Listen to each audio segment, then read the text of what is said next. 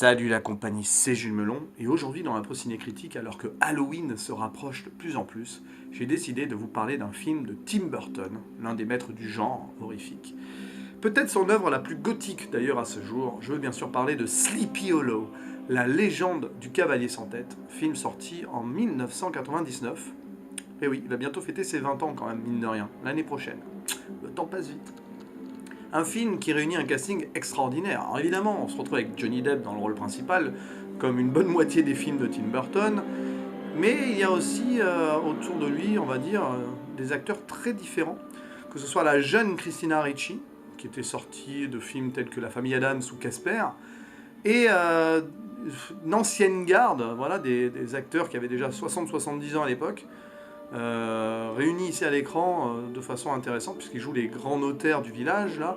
On se retrouve avec Michael Gambon, on a Jeffrey Jones, Ian McDiarmid, évidemment, qui joue Palpatine dans Star Wars, Michael Gough, ou Michael Gough, je ne sais pas comment on prononce, il faudra lui demander selon ses origines. Et puis Christopher Lee, qui lui n'est pas dans le village et qui joue le bourgmestre, le chef de la police ou je ne sais pas quoi de New York. Et encore, à côté de cela, vous avez des acteurs assez improbables, du genre Christopher Walken qui joue le rôle, enfin il joue le cavalier sans tête, quoi, en mode totalement je me lâche. Et c'est super cool de le retrouver là. Je crois que c'est dans ce film-là que je l'ai plus ou moins découvert, c'est dire. Quoique je l'avais peut-être vu dans Batman aussi. Donc, ce n'est pas ici la première collaboration entre Tim Burton et Christopher Walken. Il y a aussi Miranda Richardson, une actrice qui n'a pas forcément fait beaucoup de grands films, mais qui est plutôt bonne et qui joue ici la fameuse Lady Van Tassel. Personnage clé de l'histoire, pour ne pas en dire plus. Oh, il y a même Casper Van Dien, vous savez, celui qui jouait dans Starship Troopers, un acteur un petit peu de série Z aussi, et de série d'ailleurs aussi.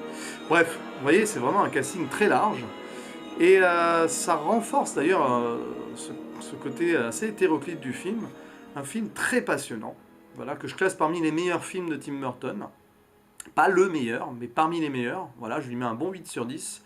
C'est vrai qu'avec le temps, au début, j'aurais très bien pu mettre 9. Mais bon, au fil des visionnages, on se tasse un peu. Peut-être que c'est trop gothique aussi, peut-être too much parfois, mais franchement ça passe super bien en conte horrifique, c'est génial quoi. Alors il faut savoir quand même, au passage, avant de parler un peu du synopsis et tout, que ce film est une adaptation d'un roman sombre.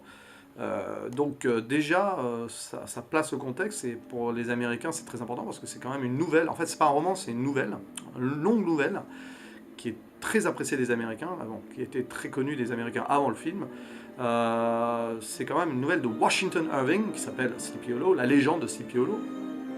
Et ce qui est intéressant, c'est que ce film l'adapte de façon très libre. Tim Burton a décidé de changer pas mal de choses, notamment sur le personnage principal, Ichabod Crane, qui est donc interprété par Johnny Depp, qui dans le roman est un habitant de Sleepy Hollow, alors que dans le film c'est un inspecteur qui vient de New York, avec ses idées progressistes et scientifiques, et qui vient troubler un petit peu voilà, les valeurs et les traditions locales de Sleepy Hollow quand il vient mener son enquête. Parlons du synopsis du coup, puisque j'ai presque commencé à le faire sans le vouloir. C'est l'histoire donc d'une petite ville, Sleepy Hollow, qui est d'un seul coup, dont la tranquillité est menacée et chamboulée par des meurtres commis visiblement par un cavalier sans tête, tout droit sorti de l'enfer, issu d'une vieille histoire, d'une légende qui visiblement prend vie. Et du coup, à New York, jeune Ichabod Crane, qui a des procédés scientifiques qui ne plaisent pas à tout le monde, est envoyé, un petit peu exilé de force. On veut se débarrasser de lui, parce qu'il gêne un peu. Il est envoyé de force dans ce village pour enquêter et trouver le coupable. Sauf que lui, il y va avec la ferme intention de trouver quelqu'un de sang et de chair, comme il dit. Un être humain derrière tout ça. Mais il va vite se rendre compte que c'est beaucoup plus compliqué. Et peu à peu, alors que le film avance, il sombre dans le fantastique, le magique et l'horrifique. Et on est avec lui, d'ailleurs, franchement, on se reflète par rapport à ce qu'il pense et ce qu'il vit. Ce qui est bien fait, c'est que petit à petit, on est forcé d'y croire. Et on rentre un petit peu dans le jeu horrifique qui se trame autour. Et c'est ça qui est bien, ce film est beaucoup plus intelligent qu'il n'y paraît. Alors voilà, c'est vrai que ça paraît être parfois tellement gothique que ça en est too much, Il y a tous les codes gothiques sont là. Déjà, au niveau de la lumière et de la photographie. Je crois qu'on voit pas le jour dans le film. Enfin, on le voit le jour, mais il n'y a jamais de pur soleil. Si ce n'est dans certaines scènes flashback. Enfin, c'est. Voilà. Certaines scènes naturalistes et flashback, oui. Mais franchement, tout ce qui se passe à Sleepy Hollow dans la trame narrative principale, c'est où il y a du brouillard, où il fait nuit, quoi. Et c'est des nuances de gris, blanc et noir, c'est tout ce qu'on a. Je veux dire, il n'y a pratiquement pas de couleur, sauf pour des moments symboliques importants, mais, notamment le rouge, hein, évidemment, on va pas vous faire un dessin.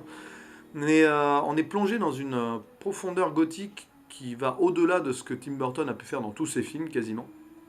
Si ce n'est peut-être l'étrange Noël de Mr. Jack. Voilà. Mais franchement, alors, ça peut paraître too much, mais avec le recul, c'est l'un des films qui justifie et qui incarne le mieux le style Tim Burton. Et il va au bout ici, tout en racontant une histoire, tout en créant une enquête policière autour. Parce que voilà qui est intéressant, ce n'est pas qu'un roman gothique, enfin un conte gothique. C'est d'ailleurs pour ça qu'il l'a adapté ainsi, il a transformé son personnage principal en inspecteur pour qu'on puisse suivre avec lui une enquête. Et oui, malgré le fait qu'il y ait un cavalier sans tête, c'est évident, joué par un Christopher Walken, donc je l'ai dit, en mode je me lâche total et ça c'est génial.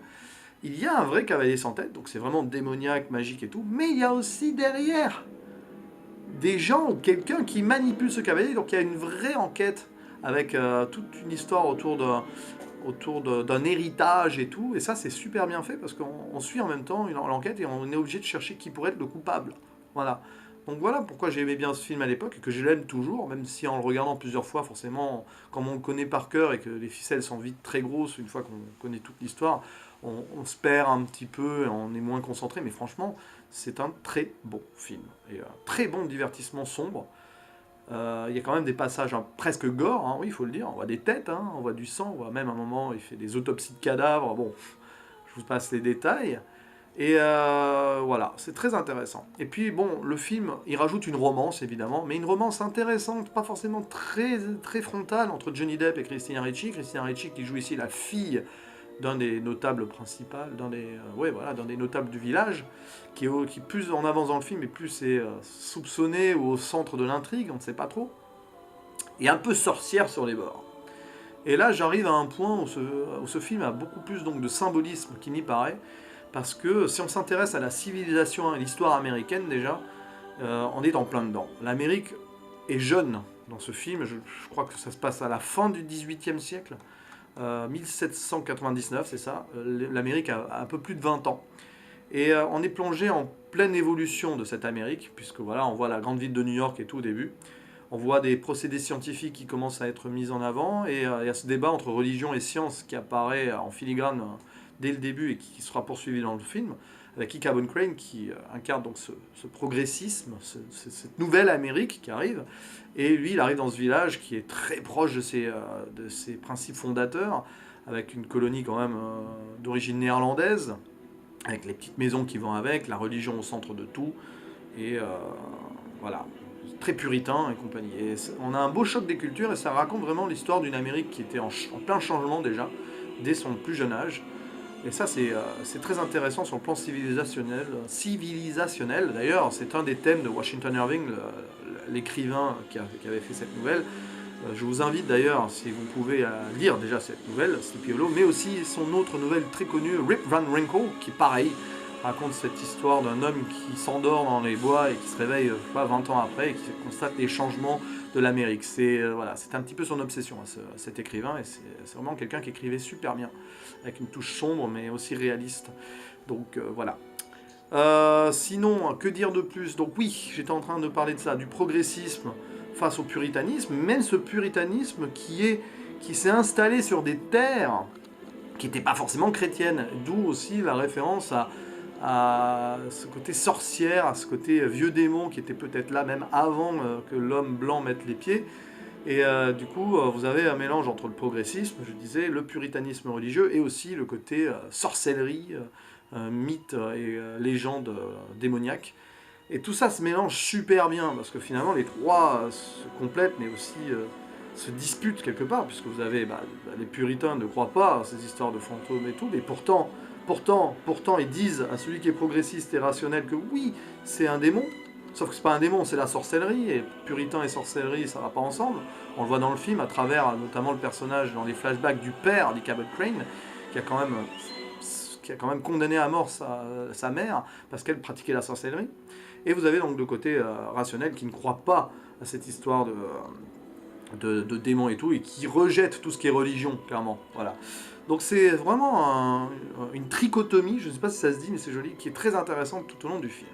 Voilà, et puis à la fin, évidemment, ça part en cacahuète. C'est peut-être aussi le défaut du film, quelque part, c'est que la fin, ça pète un peu dans tous les sens. Il y a un truc qui explose, par exemple, en mode Michael Bay. Je n'ai pas jamais trop compris pourquoi ça pète comme ça, mais bon, pourquoi pas, on a l'impression qu'il y a un moulin qui pète à la fin, et on a l'impression qu'il y a des tas d'explosifs dedans. Bon, ok, si on veut, mais quand même, pour l'époque, quand bien même on est piégé le bordel, ça paraît assez, bon, too much, mais bon, c'est pas grave.